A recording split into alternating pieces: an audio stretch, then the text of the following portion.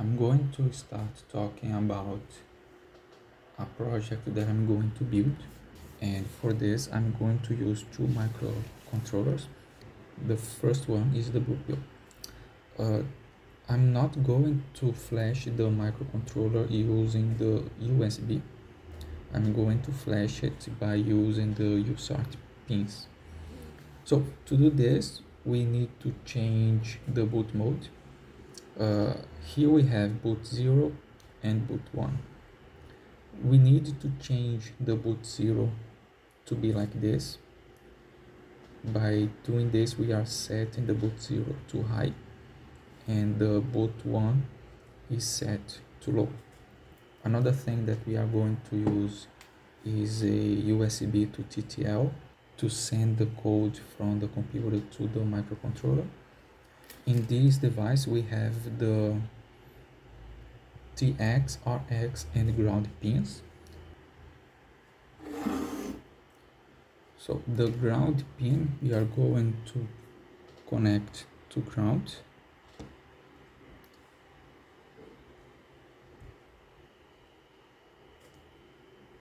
The TX pin from the USB we are going to connect to the RX in the microcontroller, which is the pin A10, and the RX from the USB we are going to connect to the TX in the microcontroller, which is the pin A9.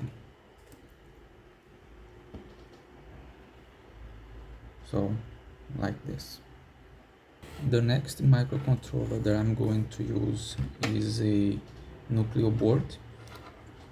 For this we are going to do a similar thing. We are going to use another USB to TTL to flash the microcontroller. We are not going to use the USB. So similar to what we just did, we need to use the TX from the USB and connect to the RX pin in the microcontroller, which is the PA10. We need to connect the RX pin from the USB to the TX in the microcontroller, which is the PA9. And we also need to connect the ground from the USB to the ground to the power supply that we are going to power the microcontroller. Here I have the VDD that we are going to connect to the external power supply and a ground that we are going to connect to the ground of the power supply. Since we are going to connect an external power supply, we need to change the power supply mode. As you can see here in this jumper, here we are telling that we are using the USB to be our power supply. So since we are going to use an external power supply, we need to change this jumper and connect to the external power supply. And also to flash the microcontroller, we need to set the boot mode. So the fourth pin on the left is the boot mode 0. Then we need to connect this pin to high.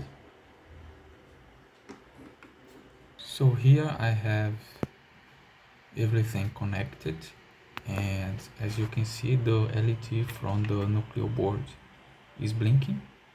So now let's test if the flash process work. I'm going to do only for the nucleo board that is already connected, but for the blue pill is the same process. So let's press the button reset, and now let's flash the new code. So to flash the new code, I'm using the stm32 flash. You can find it on the internet. And now the LED is blinking faster.